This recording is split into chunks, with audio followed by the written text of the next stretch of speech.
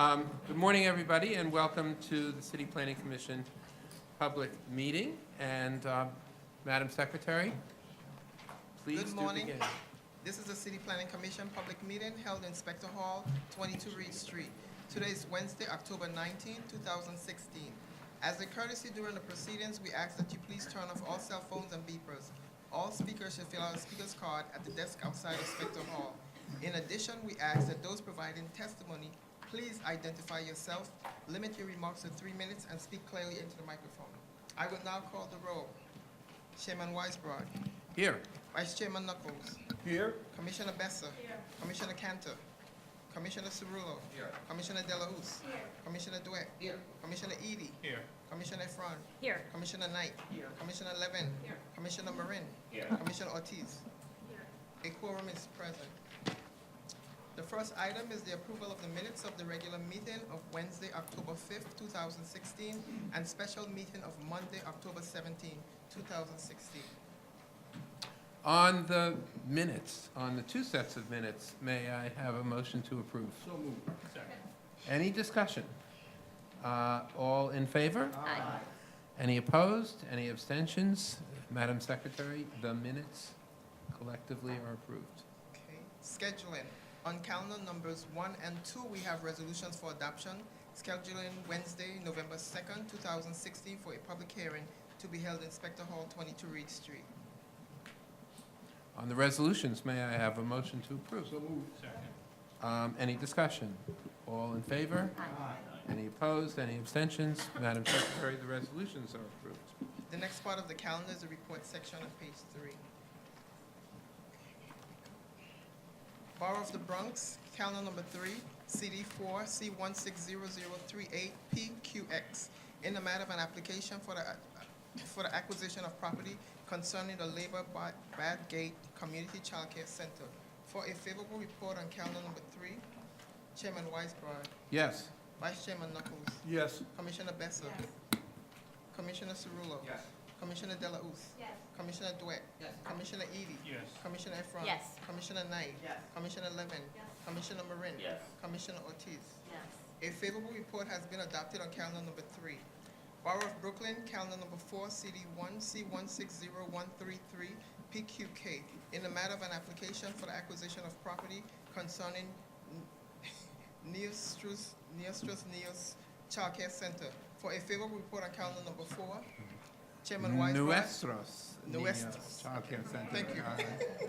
Understand. Chairman Weisbrod. Dredging up my college Spanish, I vote yes. Okay. Vice Chairman Knuckles. See. Commissioner Besser. Yes. Commissioner Cerullo. Yes. Commissioner Delausse. Claro que sí. Whatever. Commissioner Dweck. Yes. Commissioner Edie. Yes. Commissioner Efron. Yes. Commissioner Knight. Yes. Commissioner Levin. Yes. Commissioner Marin. Yes. Commissioner Ortiz. Yes. A favorable report has been adopted on calendar number 4. Borough of Manhattan, calendar numbers 5 through 9. Calendar number, calendar number 5, CD11, C160336ZMM. Calendar number 6, N160337ZRM. Calendar number 7, C160338ZSM. Calendar number 8, C160339ZSM. Calendar number 9, C160340HAM. In the matter of applications for zoning map amendment, special permits, zoning text amendment, UDOT designation, project approval, and disposition of city-owned property concerning Lexington Gardens 2. For favorable reports on calendar numbers 5 through 9, Chairman Weisbrod, Yes. Vice Chairman Knuckles, Yes. Commissioner Besser, Yes. Commissioner Cerullo, Yes. Commissioner Delausse, Yes. Commissioner Dweck, Yes. Commissioner Edie, Yes. Commissioner Efron, Refused. Commissioner Knight, Yes. Commissioner Levin, Yes. Commissioner Marin, Yes. Commissioner Ortiz. Yes. Favorable reports have been adopted on calendar numbers 5, 6, 7, 8, and 9. Let us turn to the supplemental calendar. Borough of Manhattan, calendar numbers 1 through 4. Calendar number 1, CD1, M130053 A, ZSM. Calendar number 2, M130054A, ZSM. Calendar number 3, M130055A, ZSM. Calendar number 4, N170054ZAM. In the matter of applications for minor modifications to previously approved special permits and for the grant of an authorization concerning Pier 17 for adoption on calendar numbers 1, 2, 3, and 4. Chairman Weisbrod, Yes. Vice Chairman Knuckles, Yes. Commissioner Bessa, Yes. Commissioner Cerullo, Yes. Commissioner Delauss, Yes. Commissioner Dweck, Yes. Commissioner Edie, Yes. Commissioner Efron, Yes. Commissioner Knight, Yes. Commissioner Levin, Commissioner Marin, Yes. Commissioner Ortiz. Yes. Calendar numbers 1, 2, 3, and 4 of the supplemental calendar have been approved. The next part of the calendar is the public hearing section on page 9. Borough of Manhattan calendar number 10, CD1, N170100PXM. A public hearing in the matter of a notice of intent to acquire office space for use of property located at 180 Maiden Lane for the Department of Investigation. The first speaker is Chantal Senatus, is that correct? It's Senatus. I'm sorry? Senatus? Senatus, excuse me. That's okay. Good morning. Good morning and welcome. Thank you. And Ms. Senatus is from the Department of Investigations, where she is the Deputy General Counsel. Great, thank you. Good morning, everyone. Good morning, Commissioner Weisbrod, Vice Chairman Nichols, and members of the Planning Commission. My name is Chantal Senatus. I'm a Deputy General Counsel with the Department of Investigation, and thank you for giving me the opportunity to testify today with respect to our application. Since the 1870s, DOI has served as the city's independent oversight agency. We investigate fraud, corruption, and unethical conduct within the city and perform background investigations for those who have sensitive positions with the City of New York. Pursuant to mayoral executive order, DOI's authority extends over city employees as well as those who do business with the city. DOI's units include the Inspector General's offices, which investigate misconduct with respect to their respective agencies, the NYPD squad, which is a squad of police officers that assists in those investigations, including the execution of search warrants and making arrests, forensics, which supports investigations by gathering and analyzing electronic evidence, special operations in the tech room, which is involved in facilitating field operations, the backgrounds unit, which processes applications for potential city employees, and the vendor integrity unit, which monitors the business and operations and practices of vendors who have been bad actors but otherwise want to continue or start performing work for the city under city contracts. In recent years, DOI's staff has grown significantly. In addition to those lines provided by OMB, under local law, the City Council mandated that DOI establish an Inspector General's office for the oversight of the NYPD.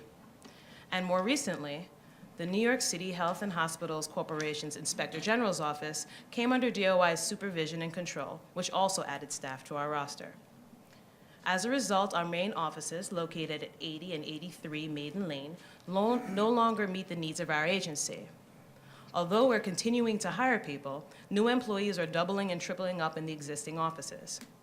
So in partnership with DCAS, we were able to find a suitable site that would allow us to consolidate into one building. A move to 180 Maiden Lane would accommodate our growth and improve agency operations. Consolidation would facilitate the coordination of investigations between our multiple IG's offices and allow us to more easily share resources. For instance, to the extent that there are several command centers because of our satellite office, we can have one command center from which to track personnel, field operations, and movements. And we could have one tech room for the centralized processing of evidence, which would promote consistency and efficiency. Maintaining a local Manhattan address as well will also facilitate DOI's ability to coordinate on joint investigations with our law enforcement partners. The office will operate during normal business hours, except when an investigation necessitates otherwise, and DOI will have 24/7 access to the building if needed. Thank you again for allowing us to testify today, and I'll be happy to answer any questions you have at this time. Thank you, Ms. Senatus. Thank you. Questions? Commissioner Dweck. Thank you. I noted that the consolidation with health and the IG from the health and hospitals. What happens to that office space that's being vacated? With respect to the health and hospitals space at 160 Water Street, HHC is retaining that space, and it's our understanding that they'll be making alternative use of that space because they own Metro Plus, so they'll extend the space to Metro Plus at that point. Thank you. Any other questions? Thank you very much. Oh, thank you. You're welcome back here anytime All right, great, thanks. on this sort of matter. Thank you. Next speaker is Dale Lazarson from DCAS. Good morning, Commissioners, Chairman, Vice Chairman Knuckles, good morning. Okay, so a quick shout out to Richard Suarez. Thank you so much for the boards. I am, for the record, Dale Lazarson with DCAS Asset. We try to recycle here Yeah. as much as we can. Yes, thank you. I am Dale Lazarson with DCAS Asset Management and the Leasing Group. We are a co-applicant today on the 195 Notice of Intent that is in front of you. I am here for DCAS to state that we are in favor and support this particular application. So, following Richard's presentation on Monday, very thorough about this building, and Chantal's presentation this morning, I'll offer a few additional things, if I may, and then I think you're covered. As noted in the application, this is for the acquisition of office space by DCAS for use by the Department of Investigations. We will be acquiring approximately 270,000 square feet, give or take, when it all shakes out. With the acquisition, to answer a question on Monday, the city will be approximately a little less than 30% of the building. It's a little over 1 million square feet. The space will be constructed, improved to meet city standards as well as DOI standards. So this will be consisting of significant open plan workstation space as well as private offices and standard office amenities, shared amenities, including pantry areas, copy fax areas. Also unique to DOI, significant training area space, file storage space, and specialty area rooms. There was a question about the forensics area as well. So of note also, to meet local law, the improvements will be of a LEED standard, minimum silver, potentially greater. 180 Maiden Lane, as you heard, is a privately owned building. It was actually acquired in 2014, and as you know, it came before you prior to the current ownership, which is Clarion Partners as well as Murray Hill Properties. It came before you for its public space. The building was significantly damaged after Sandy, and the owner has undertaken great effort to minimize further damage in the event of a storm. As Richard described on Monday, the building being a full, almost a square mile, quite frankly, the owner has a plan to implement the use of a 7-foot aqua fence surrounding the entire building, which should mitigate water damage should there be another storm. Also, as Richard mentioned, the electrical and mechanical systems have been moved from the cellar level up to the 3rd floor of the building. So from a water risk perspective, mitigation mechanisms are now in place. This is 41 stories, as I mentioned, 1.1 million square feet, give or take, so we're 30%, or a little less than that. Building has significant public space, and what's terrific about the new ownership is July of 2017, they're on schedule to open up the ground floor public area on weekends, but they're currently using much of the public space for big events. In fact, recently, for the Rio Olympics, they did some broadcasting in the lawn area. They're having some movie nights. They're kind of a little mini Bryant Park, if you will. So it should be a nice community space. Can I answer any questions for you? Thank you, Ms. Lazarson. Mr. Knuckles. Thank you. Ms. Lazarson, did you say that a 7-foot aqua fence? Yes. How would that work, and how would it be configured in proximity to the building? Yeah, so this is a new concept to me. It's not coming from the ground or anything. It's actually you place the fence. It is of significantly strong material. I'm not an engineer. I couldn't tell you what that material is. But the owner would literally roll out a fence and place it around the perimeter of the building. Oh, in expectation of of a storm. That's correct. I That's see. correct, yes. Okay. And I understand with Sandy, the stormwaters never got up to, there were a tremendous amount of water, clearly. This building had 6 feet of water damage, but the stormwater never rose to actually 7 feet. So a 7-foot-high fence seems to be an appropriate level to prevent flooding. Thank you. Quick. And aside from DOI, what other city agencies are currently at 180 Maiden Lane? None at this time. None at this Yeah, time? No, not at this time. This will be the first city agency in this building. The building was 80% occupied by AIG, which had vacated. Current tenants, this is interesting, with the city's lease, the leasing activity has picked up significantly, so they should be about 80%, give or take, leased. But we've got some media companies going in with some reality show production companies, some food production companies, if you will. Just what we need. more Yeah, than right? Some rapidly expanding new brands. Perfect mix with DOI. Exactly, right, yeah. Yeah, I'm trying to think, any other little tidbits for you. The city, however, does have space with this particular new ownership. So they're very familiar with us. So the NYPD and FDNY actually have space at 850 3rd Avenue, and Murray Hill Properties is an owner of that property. Thank you. Yeah. Any other questions for Ms. Lasserson? Ms. Levin? Yeah, I'm curious to know what will happen with the space that DOI will be vacating at 80 and 83 Maiden Lane and also at 250. Are those available for reuse by other city agencies? Yeah, so that's a great question, sure. So a couple of tricky things here. 80 Maiden Lane, which is currently their headquarters and very impacted, is actually available for other city agency use, and because it's in the press, it has to be true. There's lots of city needs. So we actually are entertaining other city uses for that space, yep. For 250 Broadway, this is actually under a sublease from NYCHA. And I believe that at NYCHA's expiration, which is coming up in maybe 2017-18 to coincide with this, when DOI leaves, NYCHA may also leave. Yeah. May also leave 250.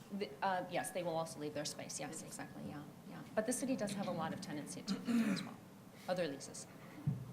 I'm sorry, is 250 a city-owned building, or is that a No, privately owned? it's a leased building, yeah. Ms. Elhus? Hi, Ms. Lasserson. About how long will it take to outfit the space for DOI's needs? From execution, soft and hard construction, we're probably guessing maybe a year, 18 months, give or take. Give or take. There's a lot of work to be done, particularly with the specialty rooms. Not difficult work, but lots to be done. Yeah. Any other questions for Ms. Lasserson? Thank you very much. Thank you. We also have available to answer questions Jacqueline Eppolito, who I assume is from DOI, and others from DOI if there are questions from any of the commissioners. Hearing none, this hearing is closed. Thank you. Borough of Queens, calendar number 11, CD2, N170101PXQ. A public hearing in the matter of a notice of intent to acquire office space for use of property located at 30-30 47th Avenue for the Department of Design and Construction. Welcome back, Ms. Lasserson. Hi, thank you. I am being supported with some boards, which is terrific, I think. Okay. For the record, again, I'm Dale Lasserson, DCAS Asset Management in the Leasing Group. DCAS is a co-applicant of the application in front of you. This is also a notice to acquire office space by DCAS for use by DDC. The property, as you heard on Monday from Stephen Everett, thank you, Stephen, great information, is located at 3030 47th Avenue in Queens. This is in CD2. The office acquisition is for approximately 22,000 square feet of space. This will serve for expansion space from DDC's headquarters, which is right across the street, and also for some new employees. The current facility is impacted and can't accommodate the growth. The building at 3030 47th Street is known as the Factory Building. It does fall within an IBC. Long Island City Partnership is a nonprofit organization that they have a primary goal to keep, retain, attract manufacturing businesses in this area. This building is interesting. It's been challenged. The area has been challenged to maintain this kind of a use. Over 10 years ago, the building started some conversion to alternative space. And unfortunately, I had a long dialogue with the owner, who, by the way, the owner of this building, it's a private building. The owner of this building is a member of LIC Partnership and is routinely in conversation about bringing manufacturing and other uses to the building, but struggles to do so. We're losing some things due to some incentives from other states that are attracting that kind of a business, and also MASBEF. A lot of organizations in this regard for this use are moving over to MASBEF. So the building actually is positioned for office, but also alternative use. Other tenants in the building include, recently, Ralph Lauren has leased some space moving out of Chelsea for a photo studio, Photoshop. Madewell, a brand from J. Crew, is doing the same. They have a loft space there, photo studio, design showroom space. There will be there's some food production, manufacturing going in. In fact, it might even have a retail window for the tenants of the building, some bakery products, et cetera, juice bar stuff, all that. The space, 22,000 square feet, the proposed acquisition will be for a long-term lease of 10 years with some options. Will correlate nicely to DDC's existing term across the street. Can I answer any questions for you?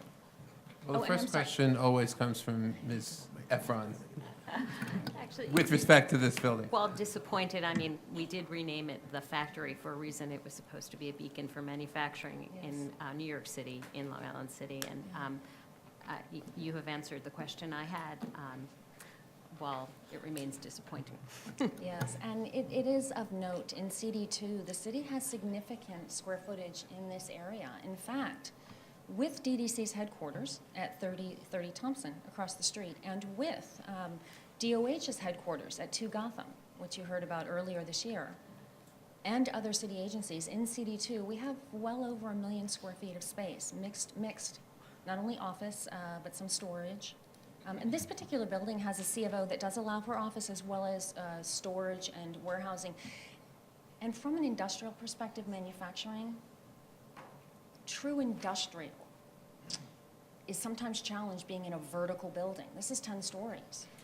Can I respond to that? So, I think you're on shaky ground here, Ms. Yeah, a little Latherson, bit. but go ahead.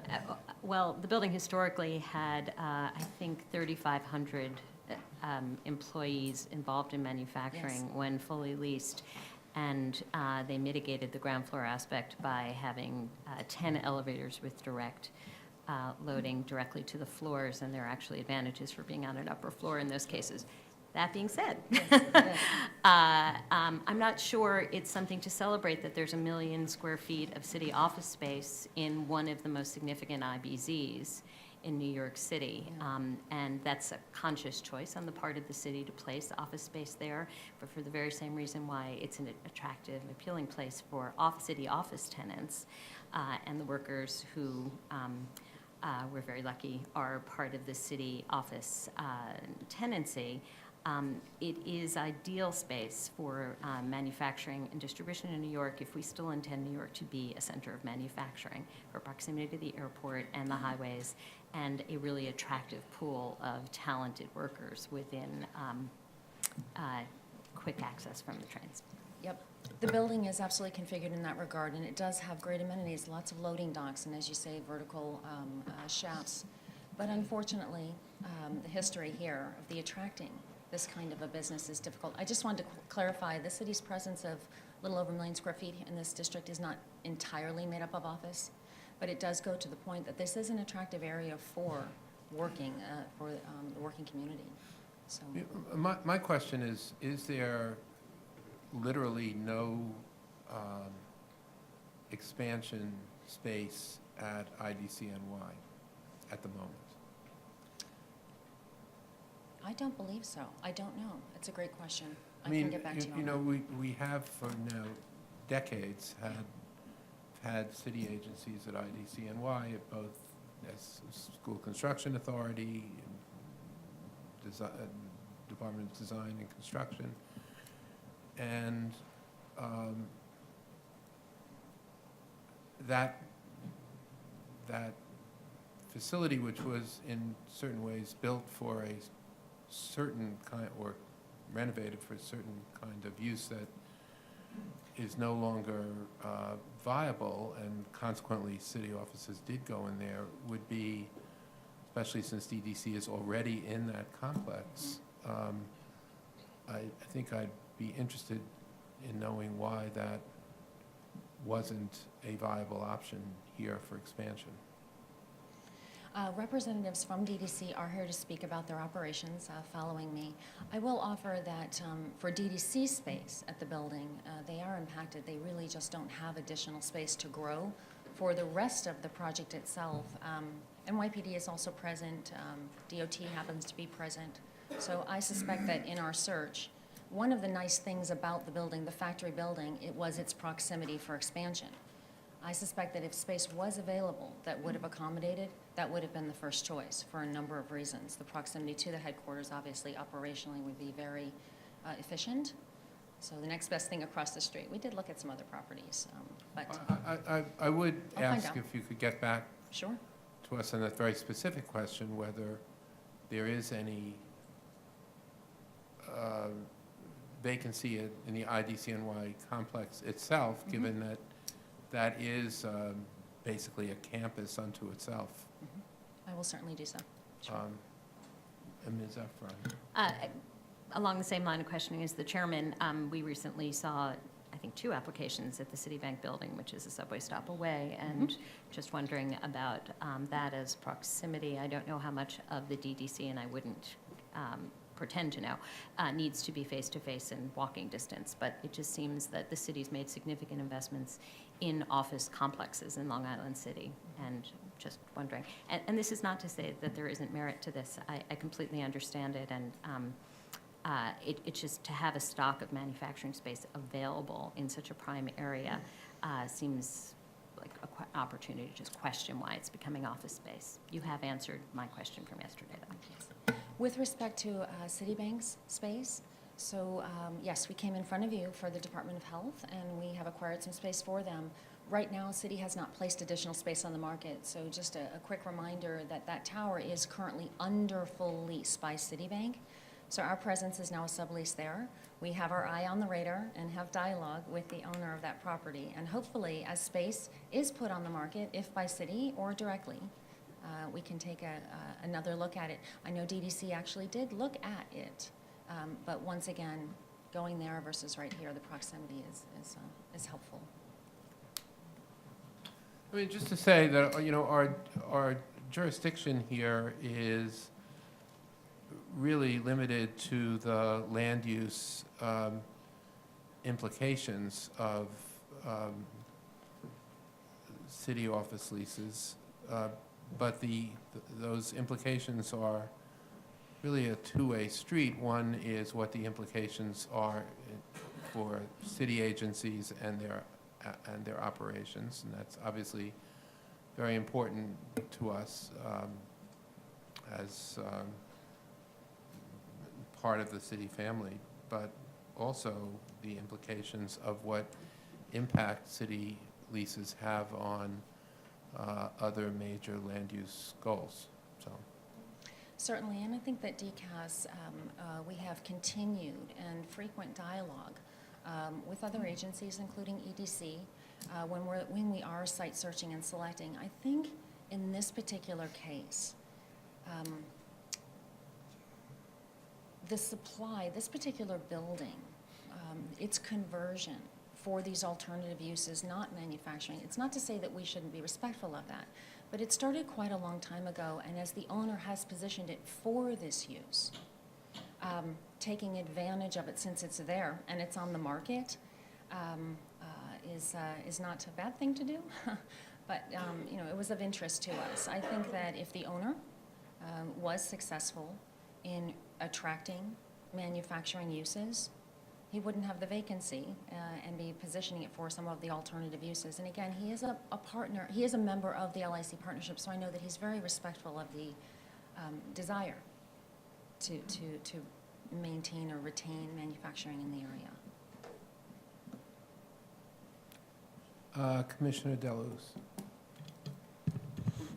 I think where the conversation may, at least from my perspective, be more helpful, and I don't think you may not be in a position to really speak to this, is really whether or not DCAS should consider a policy of not leasing office space in IBZ areas, right? Specifically because the thrust of those areas is about retaining and preserving manufacturing uses.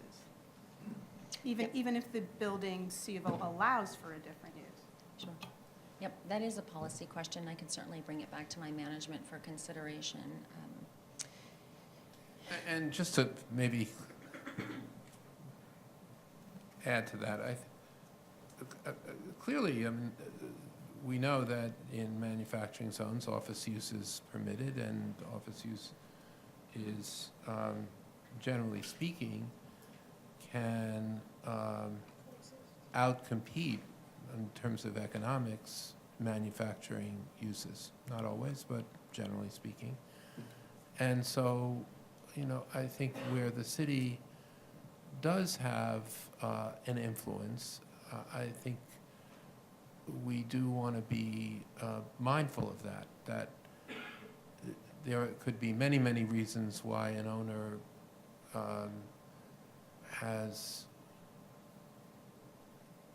not rented to a manufacturing use. One of them may be no demand. Another may be that there are better economics elsewhere. And so I think the city has to take that into account.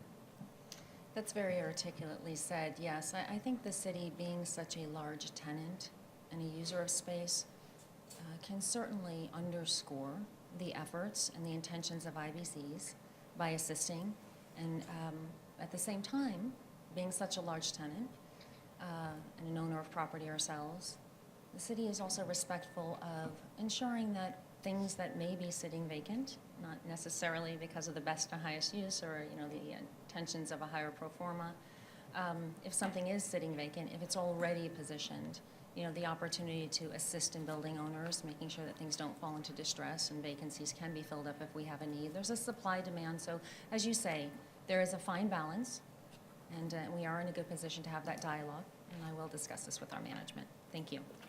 Thank you. Any other questions for Ms. Lazarson? Yes, Mr. Dwight. Hi. Is there some kind of report that details the amount of city space that we rent and broken down by borough? Well, we have our own internal reports, sure. I mean, we can always run reports as to, it's not confidential information what the city leases by borough by any means. I don't know how that is released if somebody requested, but if there is a request that comes into I'd us, like to see it certainly over the last couple of years and see what the trends look like. trends look like and so on. Sure. As a planning body, we'd like to plan for the future, look at the past. So if you can share that with us, I certainly would like to see. Well, the information isn't confidential, so I'll reach back out to find out what the appropriate mechanism to share that information with you is. Yep. Under lease, not city owned. Yes. Thank you. Thank you, Ms. Lazarson. Thank you. Next speaker is Justin Walter from the Department of Design and Construction, and Mr. Walter is the Chief Financial Officer. Good morning, Chair Weisbrod, Commissioners. My name is Justin Walter. I am the Chief Financial Officer for the New York City Department of Design and Construction. I would like to describe for the Commission the current state of operations at DDC and the need for our expansion into newly leased office space. DDC is the city's primary capital construction project manager. We serve 26 city agencies designing and building many of the civic facilities New Yorkers use every day, such as firehouses, libraries, police precincts, courthouses, and senior centers, as well as vital infrastructure like roadways, sewers, and water mains in all 5 boroughs. As the city and economy have grown over the past several years, so has DDC's capital construction portfolio. DDC's latest 5-year capital program budget has grown to $6.8 billion. That's over fiscal year 16 to 20. That's a 15% increase over the past 2 years. DDC is also poised to take on a major new storm sewer construction program for DEP in Southeast Queens, with 40 new projects valued at approximately $1.4 billion. DDC's also expanded operations to include major federally funded Sandy recovery programs like the Build It Back program and the Eastside Coastal Resiliency Project. And additionally, we've been called upon to provide professional expertise to several major mayoral initiatives like Universal Pre-K, where staff conducted program facility site assessments, and the DHS shelter repair effort to go around the city repairing issues that DHS has with their shelter facilities. The significant new work has meant growth in DDC staff. From July 2015 to October 2016, DDC has added 205 full-time staff to grow the agency headcount past 1,400. With DDC's next phase of growth, we anticipate hiring approximately 150 additional full-time staff. And this new staff that we've hired, plus the additional staff that we need to hire, that is pushing us past our capacity at our current headquarters at 3030 Thompson, the IDC building. We did exhaustive efforts to look for space in IDC, and none was available. And so we have worked closely with DCAS to explore the nearest and best options for us. Factory, which is right across the street from our headquarters, happens to be the nearest and best location that we've been able to identify in partnership with DCAS. We are choosing to move our budget and finance unit from our headquarters to this newly leased space, which will allow for restacking and growth at our main offices. It's a holistic unit. The budget and finance unit is comprised of approximately 100 financial professionals who support the activities of our design and construction project delivery divisions. Again, having it nearby is really just the best operational choice for us at the moment. We did also look at Citibank. That just wasn't an option for us. So this was our best option going forward. I will take any questions you may have. If you have one final thought that you'd like to leave us with, you may finish the last sentence. Sure. So, I mean, 3030 47th Avenue, right across the street. We have 1,400 total employees right now. All but 35 are in 3030 Thompson. So having the budget and financial staff right next door is really kind of a key and critical thing. They help support the processing of our capital projects. Thank you. Question for Mr. Walter. Any questions? And just so out of curiosity, when you say that Citibank was not a viable option for you, why not? So DCAS, from the leasing perspective, could speak to it. It wasn't, from what the options we looked at, we didn't believe were available for an extended period of time. This lease kind of lines up properly with us. It's also distance-wise much further away in terms of location, with 3030 47th Avenue being right next door. When does the main lease expire? Our main lease at 3030 Thompson Avenue expires in 2029. Okay. Sorry. Ms. Efron. Sorry, thank you. Yes. How much face-to-face interaction is there with budget and finance and the rest of the team? Actually, quite a bit. So part of advancing a capital project has to do with having a certificate to proceed approved and processed by OMB. The project management staff that manages the projects for DDC has to coordinate and work with the budget staff in order to get, it's basically one of the main functions of the budget and financial staff, so there's a large amount of collaboration that happens. So having them nearby in order to do meetings and be available to coordinate together is an important thing. So sort of a daily basis? Absolutely. Thanks. Any other questions for Mr. Walter? Thank you very much. Is Thank there you. anyone else who wishes to be heard on this matter? And hearing none, this hearing is closed. Borough of Queens, calendar number 12, CD 13, C170031, ZMQ. A public hearing in the matter of an application for an amendment to the zoning map concerning 227 street zone rezoning, 227 street rezoning. First speaker is Lisa Arantia. Am I pronouncing that correctly, Ms. Arantia? Thank you.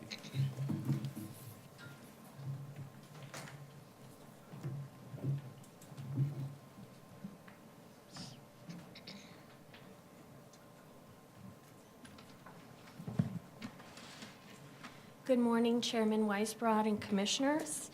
My name is Lisa Orantia from Ackerman LLP. We're land use attorneys to the applicant Idle Lots LLC, and this is an application for a zoning map amendment to create a C22 overlay in an underlying R31 zoning district. The project area consists of 2 adjoining tax lots.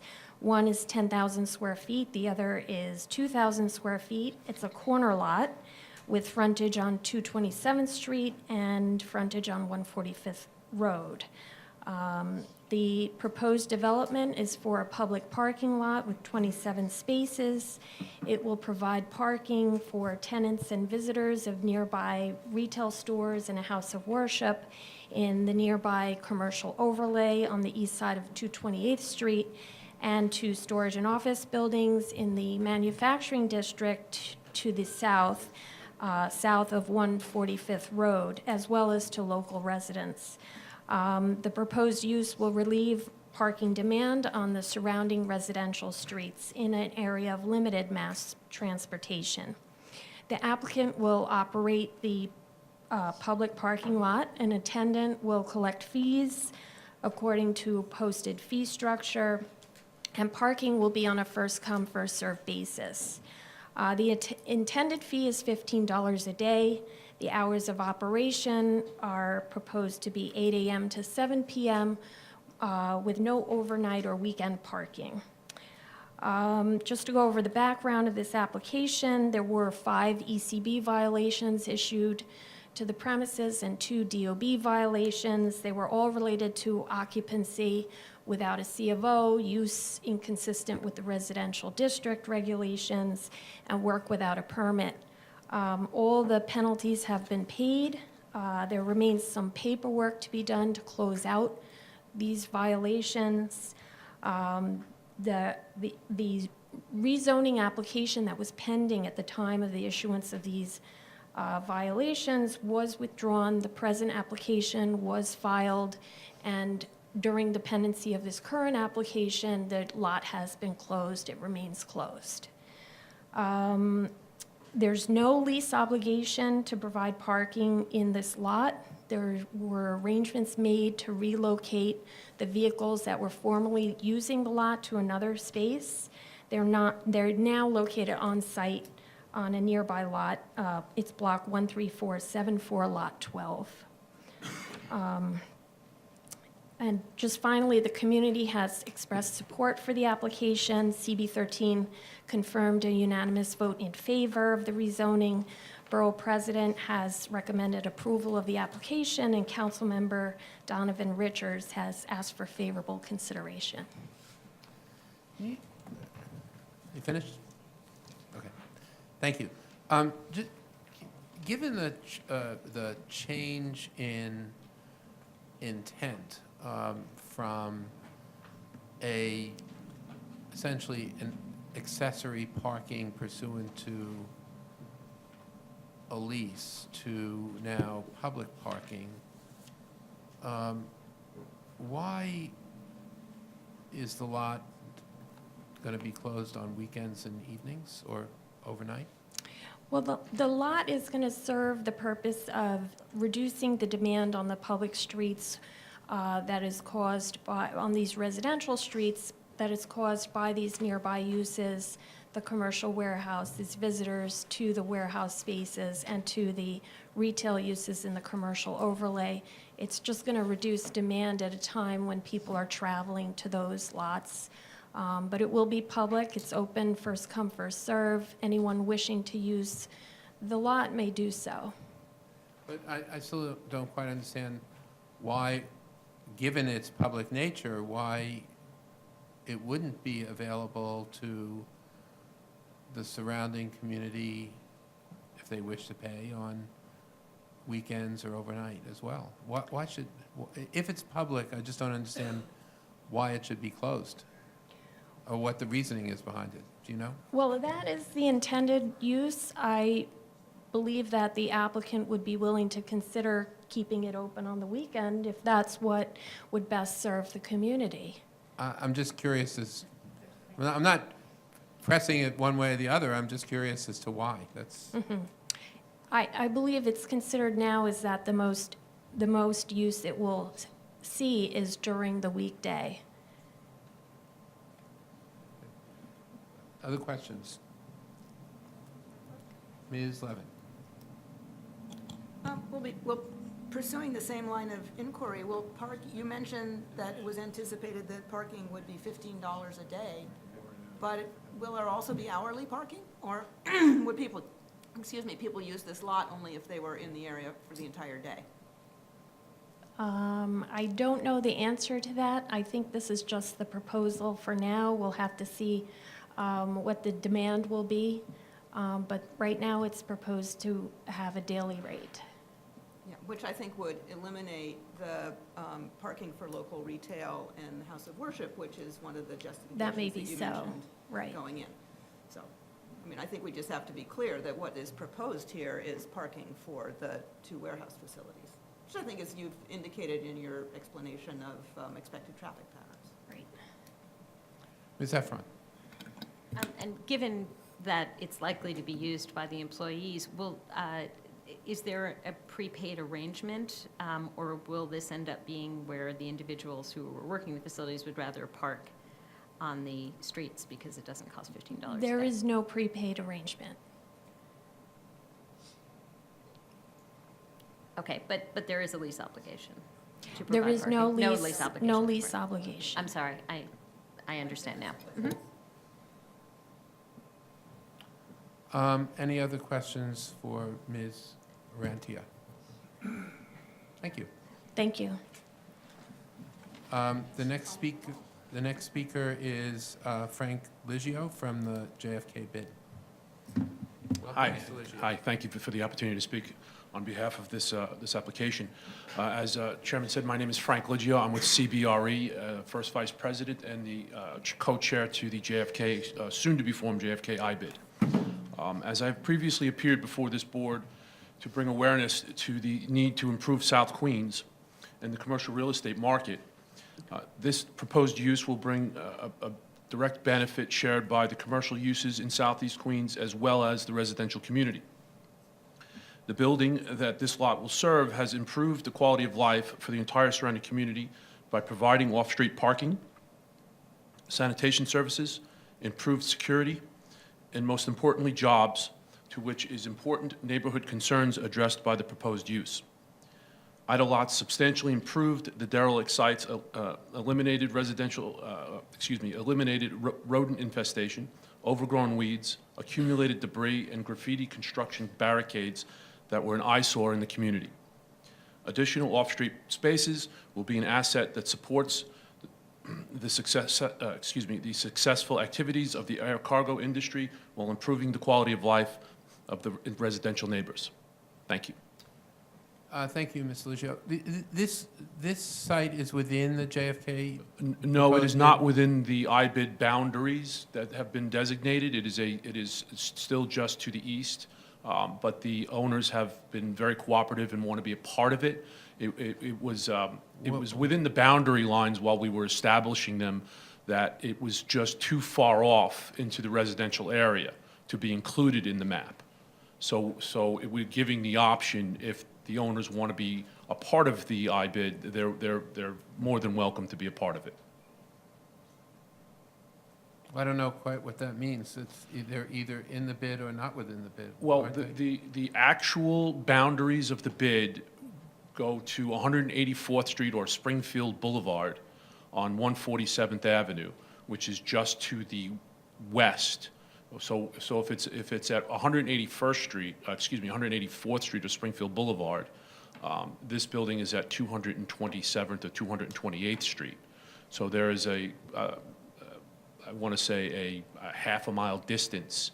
So it's just outside of the boundaries. Like a mile from It's 184th to 227th. It's not it's when you see it on a map, it is not really within, as the crow flies, it is not really that far off from the actual IBID. And obviously, given the nature of an M1 zone surrounded by such dense residential area, that it really didn't, we had to include we would have had to include all of this other residential area, which really didn't serve the IBID, as well as the current residential area or the surrounding residential area within the IBID boundaries. So there's really only one really core residential area within the IBID, which is the Spring Jam Civic Association. And that's still very far off to the west, off of Rockaway Boulevard. So I think the impact of the residential area and the density of it was just too great to actually include this within the IBID, which we wanted to, but the owners have come forth and want to be a part of it nonetheless. So I don't quite, I mean, there are several members of this commission that have deep experience with bids, as you know. I'm not quite sure I understand the potential or proposed relationship between a property that is disconnected from the bid geographically and the bid and how is it connected to the bid functionally The direct correlation or financially? The direct correlation is within the tenant base. As we know, most of this market services the JFK air cargo community alike. And within that, we have uses within this facility, and the tenants themselves who would want to be a part of the IBID to get at least additional say in services within the area. So we have K-Line, for example, part of the Kawasaki Group, one of the probably the top 10 forwarders in the world, has a facility in this that would want to be a part of it. So the tenants, which I think we discussed at this planning commission, had to have a say in a part of the IBID. And this building has several other tenants that service the JFK and within the air cargo community, and the JFK IBID would be part of that. They would need to be a part of that and have that available resource to them.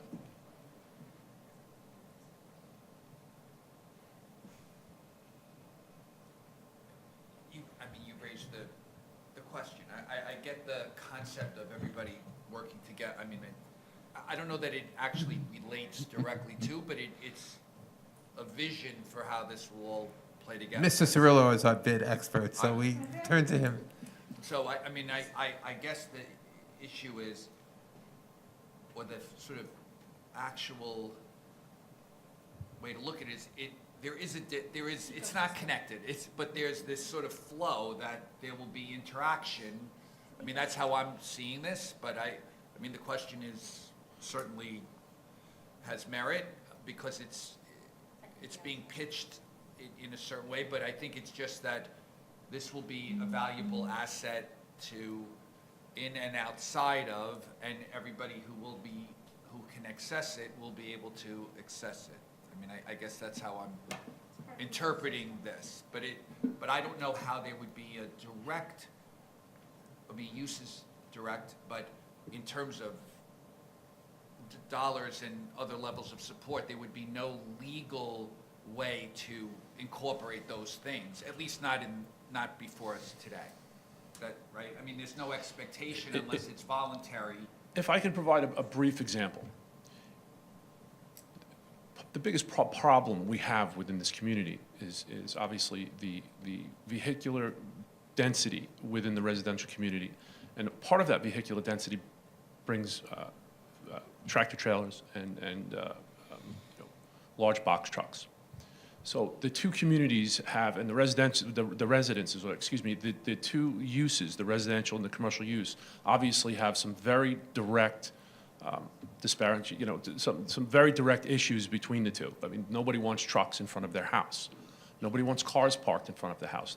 However, on the flip side, the commercial uses want to be able to park on a daily basis and not be ticketed and not have city enforcement issues. And we've battled this over the last 2 years with the administration in that we're getting trucks parked on the street overnight, which is a prohibitive use. We're getting cars ticketed, which frankly it's definitely a considerable issue. And then there's the trucks being ticketed for blocking the sidewalks. So the tenants within this complex would need to have a voice if there is an issue with the city, not just the owner, and the JFK IBID is there for that. And then on the same token, we have the residences who and the community board and the civic groups that are involved here have direct access to us, and we've made several pitches to them and several opportunities to speak with them. Eastern Queens Alliance, given one example, we've gone to them and they're able now to speak to us directly. And this issue is probably the biggest thing that's happened within the last 5 years or 2 years specifically with the IBID, because prior to that, in my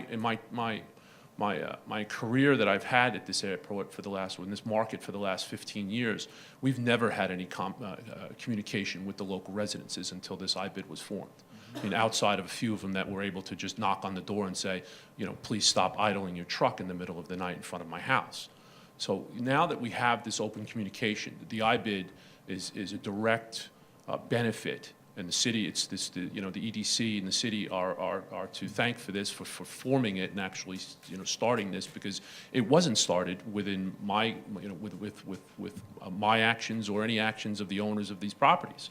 Most of these properties are owned by institutional owners within the IBID, and they're managers, and they don't really have a stake in the market as much as myself or my competitors or colleagues. We're really seeing a direct benefit now where I'm able to, speak directly to the civic groups when there is a problem with whether they have, truck issues or flooding issues or building issues or smell issues or any specific issues. They're not calling 311, they're calling me. They're calling the IBID. They're calling Barbara Cohen. That's my spiel. No. Go ahead. No. So would the tenants in these warehouses would also be tenants within the JFK bid? Absolutely, yes. We've actually been very successful in bringing in outside of the community, outside of the Queens community, and drawing people that were actually attracted to the suburbs, attracted to Nassau County. We've been able to attract them back because of the quality of this facility is far more superior to anything that's been built at JFK in the last 20 years. So we've been able to attract outside of the city. These are essentially logistics centers, is that? Yeah. How would you describe them? I would exactly describe it as that, as K-Line or Kintetsu or Markin specifically transport goods for certain clients in and out of JFK. Bottom line. Are these particular facilities, just pursuing what you just said, are these particular logistics centers unique to the city, or are there analogous centers either on the airport premises or off the airport premises or elsewhere in the city? Well, the lack of available real estate and lack of available facilities on tarmac is a direct correlation to these uses. There's no uses on tarmac or on the JFK Port Authority property to use this. So 99% of the uses are outside of that. So this is a direct benefit of that.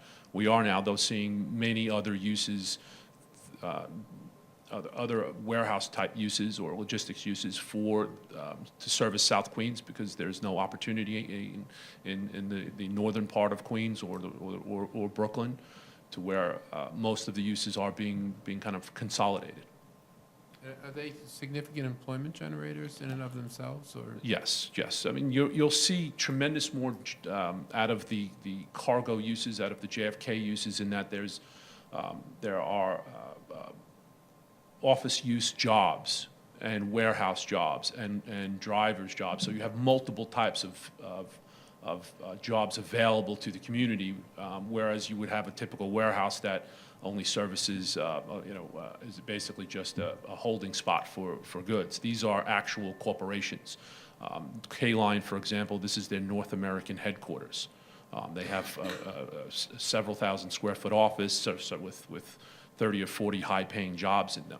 And most of the uses in this particular facility. In this particular facility. And Kintetsu as well, which is actually twice the size of them. They're in roughly 40,000 square feet with 10,000 square feet of office space. with 80 employees in there, Apex. So,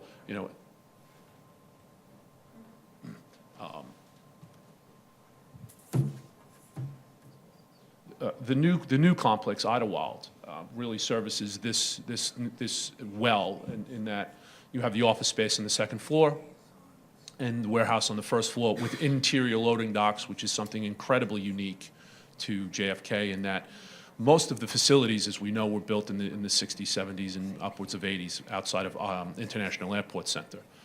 This facility was designed to be able to receive a 57 or 53-foot tractor trailer inside the actual warehouse. So that is a direct benefit to keep trailers and keep trucking off the streets. Thank you. Questions, Mr. Liggio? Thank you very much. Thank you for this opportunity. We also have available to answer questions John Fufus from Idlots itself. Are there any commissioners want to hear from Mr. Fufus? Hearing no enthusiasm or demand, I will now say that the hearing is closed. Thank you. Madam Secretary, is there any other matter to come before us today? No, Chairman Weisbrod. I will entertain a motion to adjourn. That seems to be unanimous. That did generate enthusiasm.